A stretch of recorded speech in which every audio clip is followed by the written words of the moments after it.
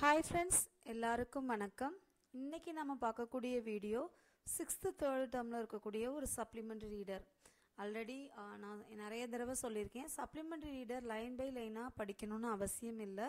அந்த ஸ்டோரியினுடைய அவுட்லைன் தெரிஞ்சுக்கணும். அதில் இருக்கக்கூடிய ஸ்னானம்ஸ் பார்ட் ரொம்ப ரொம்ப இம்பார்ட்டன்ட். மேபி அதில் சில சென்டென்சஸ் கொடுத்து யார் சொன்னா அப்படின்னு கேட்டால் நமக்கு அது சொல்ல தெரிஞ்சிருக்கணும். இதுதான் ஜென்ரலாக சப்ளிமெண்ட்ரி ரீடரை படிக்கக்கூடிய முறை. ஓகே மேம், இந்த பிராட் புக் பற்றி சொல்லுங்கள் அப்படின்னா, பிராட் புக்கை பொறுத்த மட்டுக்கும் ஃபஸ்ட்டு ஸ்டோரியினுடைய அவுட்லைன் நான் சொல்லிடுறேன். ஆக்சுவலாக இதில் கேரக்டர்ஸ் என்ன அப்படின்னு பார்த்தீங்கன்னா, மகேஷ்னு ஒரு பையன் இருப்பான். அவன் என்ன பண்ணுவான் அப்படின்னா, அவனுடைய புக்ஸ் அண்ட் நோட்ஸை அவன் என்ன பண்ண மாட்டான், நல்லாவே பராமரிக்க மாட்டான். சரிங்களா? அவனுடைய நோட் புக்ஸை என்ன பண்ண மாட்டான், ஒழுங்காகவே பராமரிக்க மாட்டான். அவன் புக்கை அட்டை போட்டுக்க மாட்டான். அதெல்லாம் கிழிச்சு திணிச்சு அதை ரொம்ப ஒரு ப்ராப்பரான மேனேஜ் பண்ண மாட்டான். அப்படிப்பட்ட பையன்தான் யார், மகேஷ். ஒரு நாள் அவன் தூங்கிட்டு இருக்கிறான். தூங்கிட்டு இருக்கும்போது அவன் கனவுல புக்ஸ் எல்லாம் பேசுது. புக்ஸ் எல்லாம் மனுஷனை மாதிரி எனாக்ட் பண்ண ஆரம்பிக்கிற மாதிரி ஒரு கனவு. அந்த கனவுல என்ன அப்படின்னா, அவன் ஒரு குற்றவாளி கூண்டில் இருக்கிற மாதிரியும், அங்கே அவனுடைய மேக்ஸ் புக்ஸ் தான் நீதிபதியாக இருக்கிற மாதிரி, இங்கிலீஷ் புக்கு, ஸ்டாட்டிஸ்டிக் புக்கு இதெல்லாம் அவனுக்கு எதிராக சாட்சி சொல்கிற மாதிரியும் அவனுக்கு தோணுது. தட் மீன்ஸ் இவன் புக்கை நீட்டாக வச்சுக்க மாட்டேங்கிறான், இவன் இப்படி பண்ணுறான் அப்படி பண்ணுறான் அப்படின்னு சொல்கிற மாதிரியும், அந்த மேக்ஸ் புக், அந்த நீதிபதியான மேக்ஸ் புக் அவருக்கு பனிஷ்மெண்ட் பண்ணுற மாதிரியும் அவன் கனவுல வருது. அது மட்டும் இல்லாமல் அவன் பயந்து போய், நான் இனிமேல் இப்படி பண்ண மாட்டேன்னு பதறிக்கிட்டே என்ன பண்ணுறான், எந்திக்கிறான். எந்திரிச்சு பார்த்தா அது எல்லாமே என்னாச்சு, அது அவனுடைய கனவாக இருந்தது. இதில் என்ன அப்படின்னா, அந்த கனவுல அவனுடைய இங்கிலீஷ் புக் மேக்ஸ் புக்கு கிட்ட சொல்லும், சார் நான் இவன் வீட்டுக்கு முதல்ல வரும்பொழுது நான் ரொம்ப அழகாக, நல்லா கிரே கலரில் அழகாக வந்தேன், இவன் என்னை பராமரிக்க விட்டு என்னை கண்ட இடத்துல போட்டு என்னை இப்படி ஆக்கிட்டான் அப்படின்னு அந்த இங்கிலீஷ் புக்கெல்லாம் சொல்லியிருக்கும். ஸோ இவன் பதறி எந்திரிப்பான். எந்திரிச்சு பார்த்தா அது நிஜம் கிடையாது, அவனுடைய கனவுல நடந்த விஷயம். அதுக்கப்புறம் அவன் என்ன பண்ணிடுவான் அப்படின்னா, மறுநாள் அந்த பில்லோ கடியில் இருக்கக்கூடிய இங்கிலீஷ் புக் அவனை பார்த்து அவனுக்கு சிரிக்கிற மாதிரி ஒரு உணர்வு தோன்றும். அதனால் என்ன பண்ணுவான்னா, அந்த புக்கெல்லாம் நல்லா அட்டை போட்டு க்ளூ வச்சு ஒட்டி எடுத்துகிட்டு போவான்.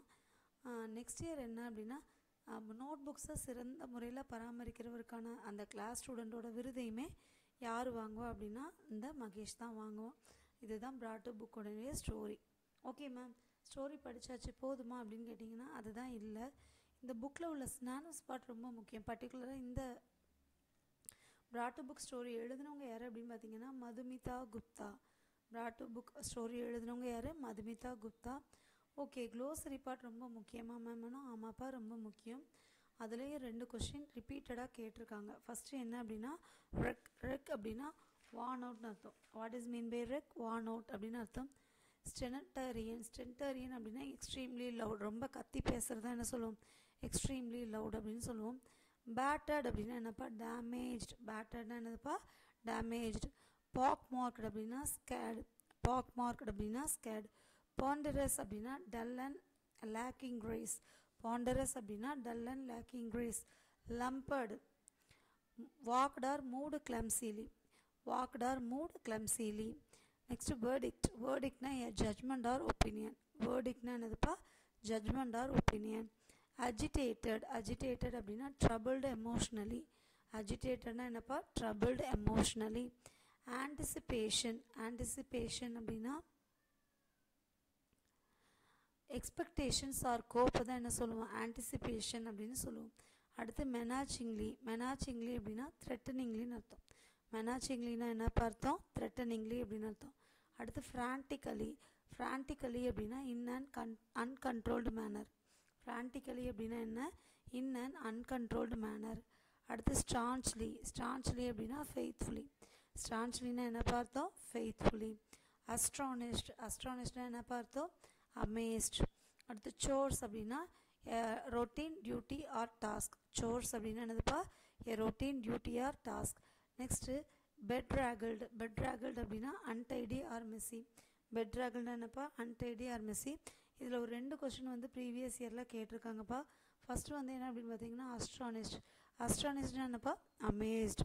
அடுத்து மெனாசிங்லி அப்படின்னா த்ரெட்டனிங்லி. மெனாசிங்லின்னா என்னப்பா, த்ரெட்டிங். ஸோ இந்த 2 கொஸ்டினும் ரிப்பீட்டடாக கேட்டது. போயத்தோட அவுட் ஸ்டோரியும் தெரிஞ்சிருச்சு. ப்ராட் புக் எழுதினவங்க Madhumita Gupta. So glossary part இதை படித்தாலே நம்ம கண்டிப்பாக வந்து சப்ளிமெண்ட்ரி ரீடர்ந்து கொஸ்டின் கேட்டால் ஆன்சர் பண்ண முடியும். ஹோப்ஃபுல்லி இந்த வீடியோ உங்களுக்கு யூஸ்ஃபுல்லாக இருந்திருக்கும் அப்படின்னு நம்புகிறேன்.